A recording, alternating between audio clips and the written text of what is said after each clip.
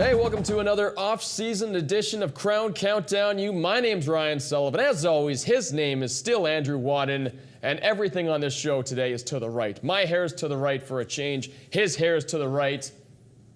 That's it. Well, you know who else is doing it right, Ryan? The Canada West. The dream of a nationally interlocking schedule and the potential national TV package that came along with it, well, it's history for 2015. Canada West voted unanimously in favor of the plan presented by Krown Countdown U's very own producer, Jim Mullin, and underwritten by the owner of Krown Produce, David Dubé, during their winter meetings on February 2nd. The CIS is in the process of forming a task force to examine the future of football. The task force, headed up by Laurier AD Peter Baxter, has added interlock and television onto an ambitious agenda of reform. The good news is that the project partners have made a pledge to Canada West that they would assist the conference in marketing and broadcasting efforts in 2015. Next week, we will have a webisode with David and Jim where they will talk about the interlock. For those looking in across the country, it had already looked like the big one had been landed on the shores of the Pacific. The UBC Thunderbirds cooked up a whale of a deal, luring Blake Nill out of the foothills to run the program at the point. With that, Captain Nill set out on a recruiting expedition, and instead of casting a wide net, he armed the meanest, sharpest, most badass harpoon possible. And after we ran out of fishing and sailing metaphors, UBC landed Penn State transfer quarterback Michael O'Connor, arguably the best Canadian quarterbacking prospect of the last decade. The former Under Armour All-American was rated as ESPN's number 6 pocket passing quarterback in the 2014 recruiting class. A native of Ottawa, he played his final 2 seasons of high school ball in the U.S., first at the Baylor School in Tennessee before attending IMG Academy in Bradenton, Florida, as a senior coached by Heisman Trophy winner and former NFL pivot Chris Winkie. O'Connor sat last season behind reigning Big Ten Freshman of the Year Christian Hackenberg. A total of 13 NCAA Division I schools made contact with O'Connor, along with Division II Simon Fraser. After a visit to Vancouver last month, the QB signed with UBC February 11th. O'Connor will have 5 years of eligibility remaining in the CIS and can play in 2015 under the repat rule. O'Connor and Laval's Hugo Richard were considered to be the best 2 Canadian quarterbacking prospects going into last season. They will face each other in non-conference action in Quebec City when the T-Birds face off with the Rouge et Or at the end of August. We now join Jim Mullin with the newest member of the UBC Thunderbirds, Michael O'Connor. And now via Skype from Ottawa, we're joined by Michael O'Connor, who is probably the biggest recruit landed by UBC in a number of decades. Michael, thanks for joining us. Thank you for having me. I got to ask you, and I think this is the question that people are asking right across the country right now, why UBC? What made you choose the UBC Thunderbirds? Well, when I took a visit out there in January, I got to speak with Coach Snell and see the city of Vancouver, meet some of the players, and it was a great trip. I mean, the academics there are world class. The location is just perfect. I love the city of Vancouver. It's beautiful out there. The weather, it's perfect compared to back home here in Ottawa.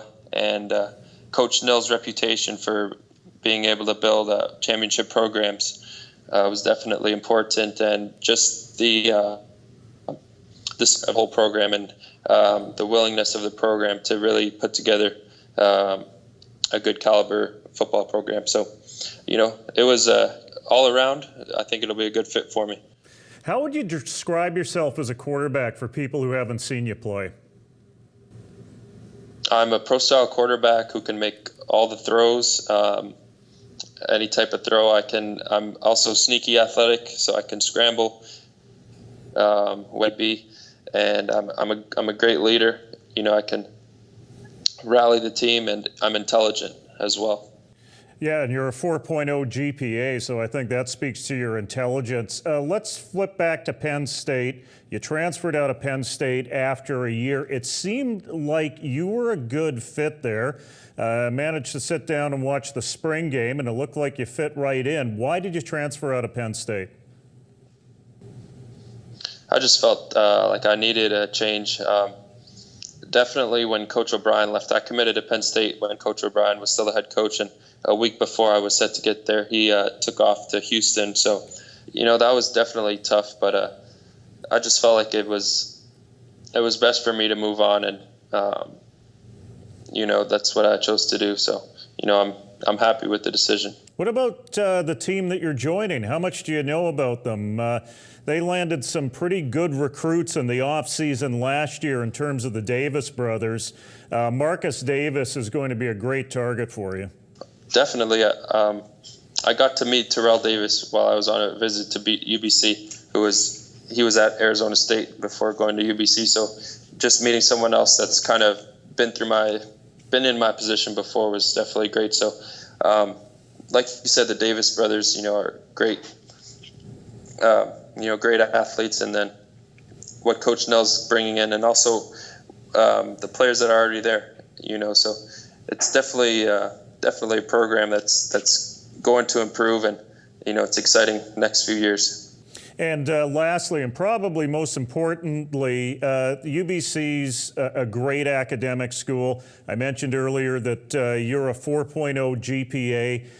Was that a big part of the picture for you to get involved in a school whose academics are pretty high in terms of this country?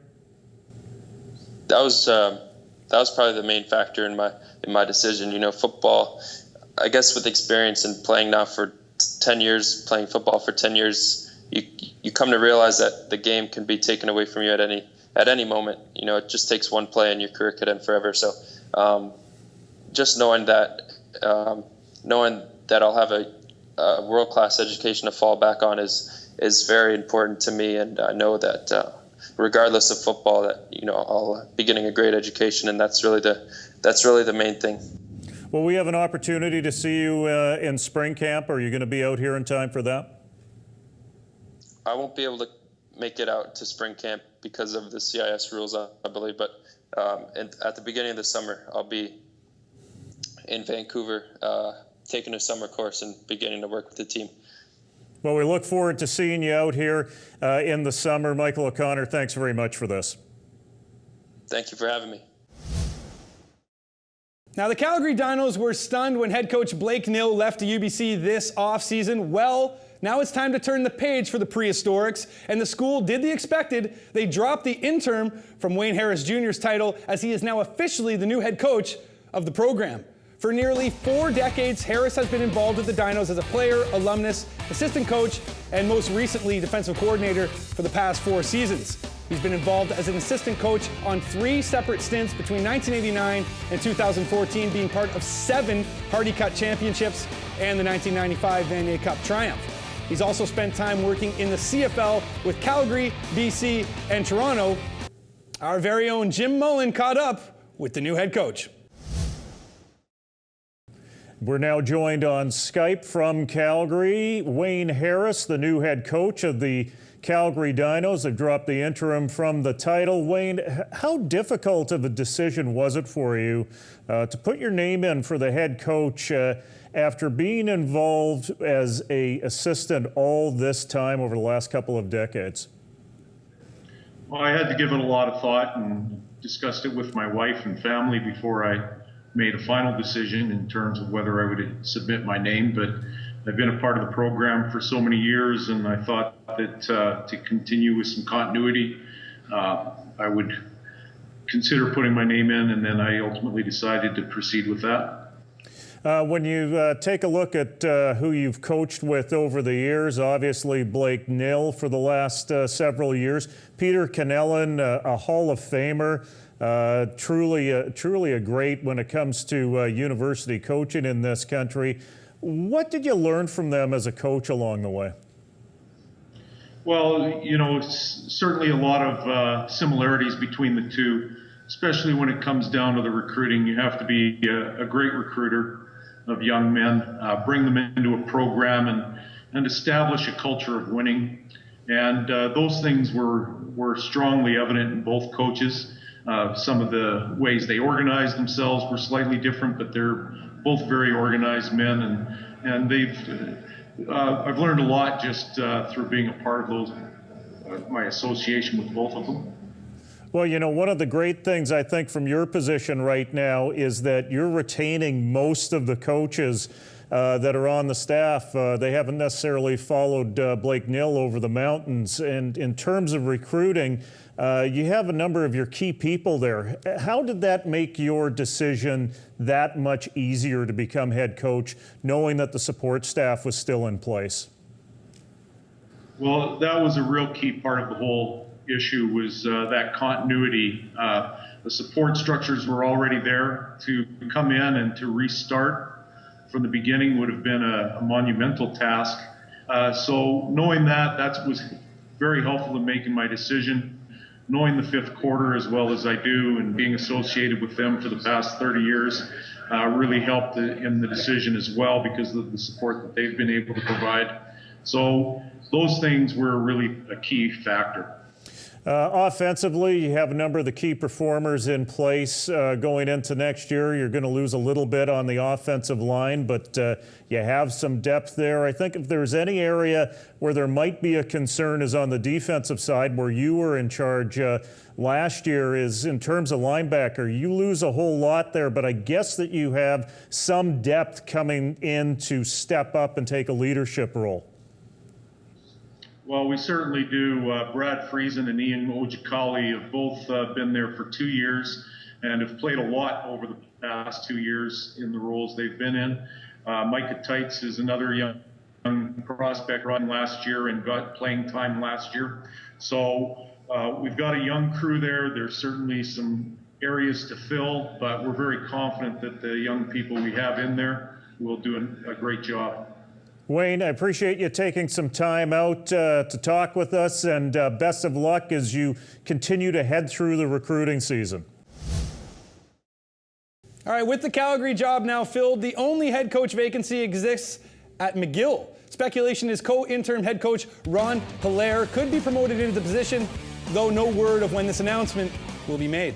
All right, still with the Redmen, the reason they are still mired in the process of looking for a head coach was the Louis Guimont-Mota story. The outstanding running back was recently acquitted of domestic assault charges. In late September, former head coach Clint Utley quit his post in the face of the school's failure to respect due process. You may recall that when charges arose, McGill immediately removed Guimont-Mota from the roster. McGill deputy Provost Olivier Dien wrote, "That student should not have come to McGill University. We take full responsibility for this and will inquire so that these types of things don't happen in the future." Utley resigned in protest of Dien's statement, asserting the need to support athletes looking for second opportunities. Guimont-Mota had a prior conviction. The university has yet to retract Dien's statement. The OUA released its schedule for 2015 earlier this month. The road to the 108th Yates Cup begins on Sunday, August 30th, with a full slate of games. Some games to circle on your calendar include September 19th, when McMaster travels to Guelph for a rematch of last year's Yates Cup final. The resurrected Panda game takes place on week 3, where the upstart Carleton Ravens will look to defend Pedro over the crosstown Ottawa GGs. The regular season concludes on October 24th, with the playoffs starting on Halloween. Also in the works is a non-conference game between Laurier and Saskatchewan that would take place at Griffith Stadium in Saskatoon. This game is slated to happen during the Golden Hawks bye in week 1 of the OUA season. Keeping with the OUA, it's official. The conference are CIS football's version of the Fashion Police. According to an email sent to the Guelph Mercury, the athletic directors at OUA football schools voted that teams be limited to 3 game day uniforms per season, 2 game day helmets per season, and only 1 preseason Snuggie. The only team with that kind of wardrobe is the Guelph Griffins. There were also roster limits put in place. A maximum of 110 student athletes will be allowed at August training camp each year, and 90 student athletes will be allowed on each official roster. All of this in the name of competition. Guelph and Western were the only schools to vote against all 3 motions. Team Canada defeated Team USA 3-2 at the 2nd annual International Bowl Series held in Texas. This series of games is a collaboration of the sport's governing bodies between Team USA and Football Canada. On the Canadian side, it is usually a showcase for future or first-year CIS players. Things kicked off January 30th with the Canadian under-18 squad defeating their U.S. counterparts 25-9 at the house that Jerry built, AT&T Stadium, home of the Dallas Cowboys, God's team. The following night, the under-17 game saw teams from Ontario and Alberta win 2 out of 3 games against the USA, while the series wrapped up on February 7th with Team USA defeating Canada 35-0 in the under-19 game, which was held at Maverick Stadium on the campus of the University of Texas Arlington. All right, throughout the offseason, we'll be checking in with Canadians in the NCAA. With National Signing Day now come and gone, here's a look at Canadians who have committed to NCAA schools according to Canada Football Chat.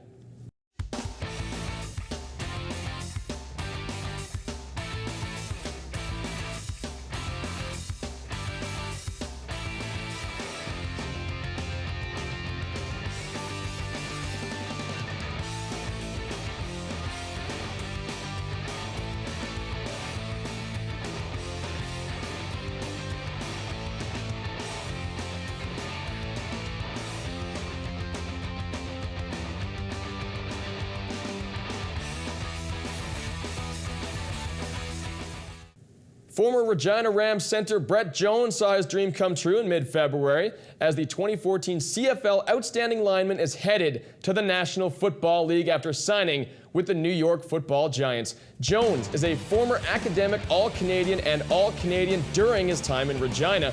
Jones is the 5th Rams alumni to currently be signed in the NFL, joining defensive lineman Akeem Hicks of the Saints and Stephen Charles of the Buffalo Bills. Longtime snapper Jorgen Huss with St. Louis and punter John Ryan of the second-place Seattle Seahawks.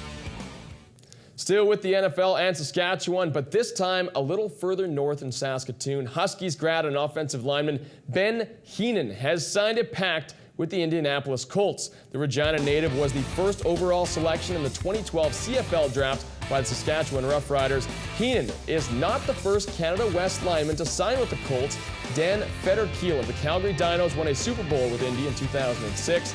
Other former CIS players currently playing in the NFL include SFX grad Enoch Muamba, Montreal's David Foucault with Carolina, McGill O lineman Laurent Duvernay-Tardif, Western's defensive end Vaughn Martin, formerly with San Diego, now with Kansas City, Queens offensive lineman Matt O'Donnell, who's taking another shot, and Manitoba grad and Giants defensive lineman Israel Adonijay.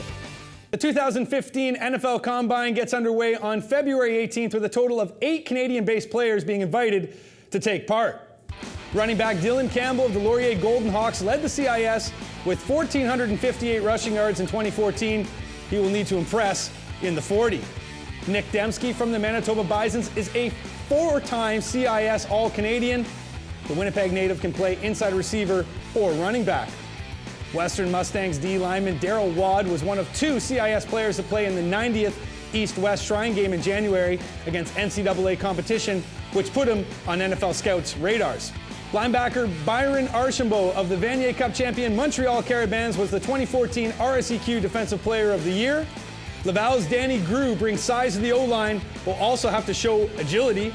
Also with Laval, Christophe Normand is a fullback who possesses a broad athletic skill set.